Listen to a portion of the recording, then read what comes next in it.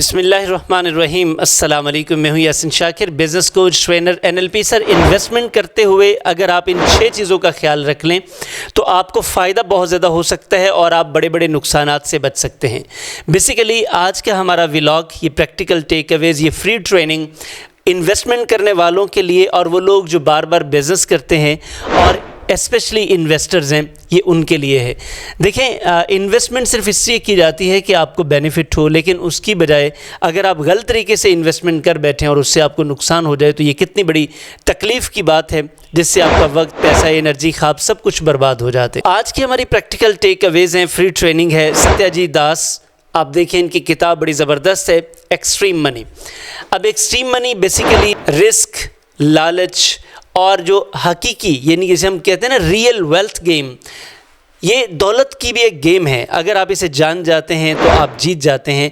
जैसे कि मैं अक्सर कहता हूँ, when you know the game you win. आप अगर खेल ही जान गए कि खेल में असल है क्या, तो फिर तो आप खेल जीत गए। नंबर 1 सर, कभी भी हकीकी दौलत, जिसे हम टेंजिबल वेल्थ कहते हैं, इसको पेपर वेल्थ के साथ कंफ्यूज ना करें।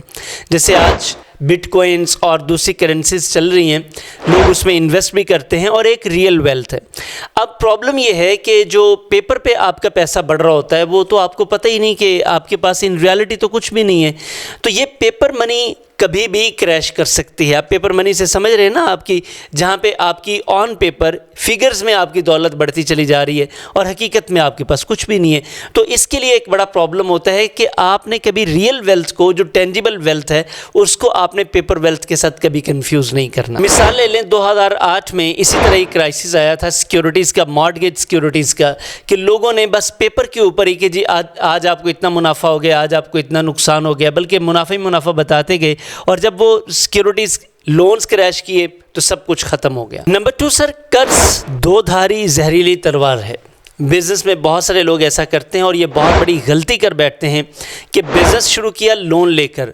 अब खुदा न खास्ता बिज़नेस में आपको कहीं पे भी लॉस हो गया तो आप कैसे मैनेज करेंगे? आपको जब भी कर्ज़ लेना है, अभी वैसे इसके ऊपर हमारा पूरा एक कोर्स आ रहा है कि कर्ज़ से जान कैसे छुड़ाएं। सर, आपको जब कभी भी कर्ज़ लेना है तो आपने याद रखना है कि कर्ज़ इस तरह से लें कि आप उसको वापस भी कर सकें, चूँकि आपने वापस भी करना है। समटाइम्स ये होता है कि आप कर्ज़ ले लेते हैं, ये ख्याल ही ज़हन में नहीं है कि हमने वापस भी करना है कि नहीं। तो इसकी एक बड़ी मिसाल मैं आपको देता हूं। आप अगर लेहमैन ब्रदर्स को देखें, ये प्रॉपर इनके बारे में आप स्टडी कीजिएगा।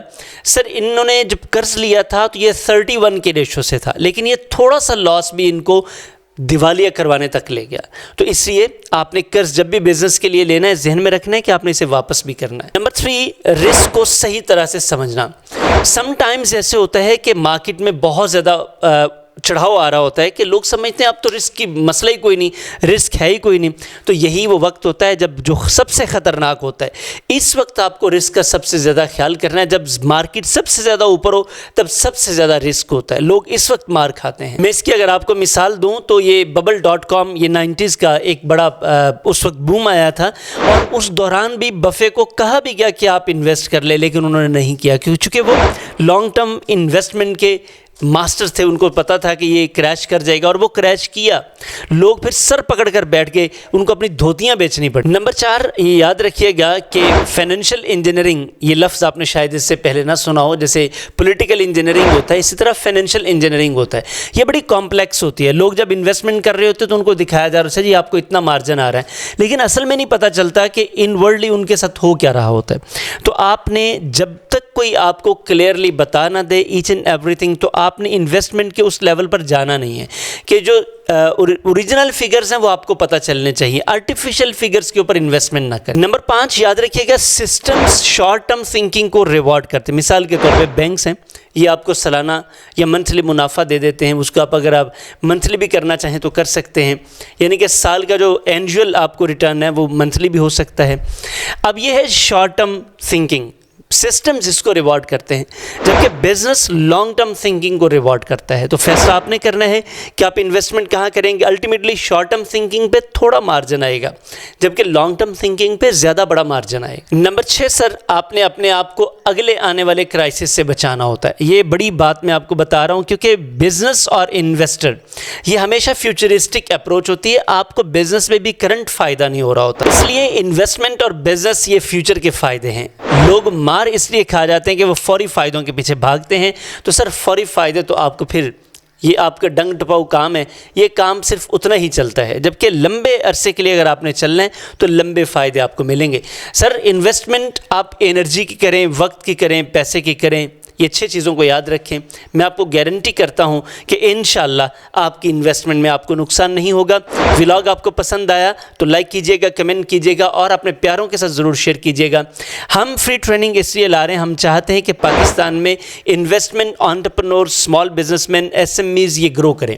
आइए हमारी इस मूवमेंट में हमारा साथ दें। चैनल को सब्सक्राइब करें, बेल आइकॉन को ऑल पर प्रेस करें और कम से कम अपने 50 दोस्तों से इसे ज़रूर सब्सक्राइब करवाइएगा ताकि उनको भी फ़ायदा हो सके। आप हमारे पेड ट्रेनिंग कोर्सेज में भी आ सकते हैं जो कि कंटिन्यूसली चल रहे होते हैं, ऑनलाइन चल रहे होते हैं। आप हमारे फिज़िकल सेशंस में भी आ सकते हैं जो कि आने वाले दिनों में लाहौर में हो रहे हैं। आप जिस तरह से भी सीखना चाहें आप ये फ्री ट्रेनिंग लें, आप पेड ट्रेनिंग्स में आएँ, आप फिज़िकल सेशंस में आएँ, इंशाल्लाह आपको फ़ायदा होगा। Thank you very much. अल्लाह हाफिज़।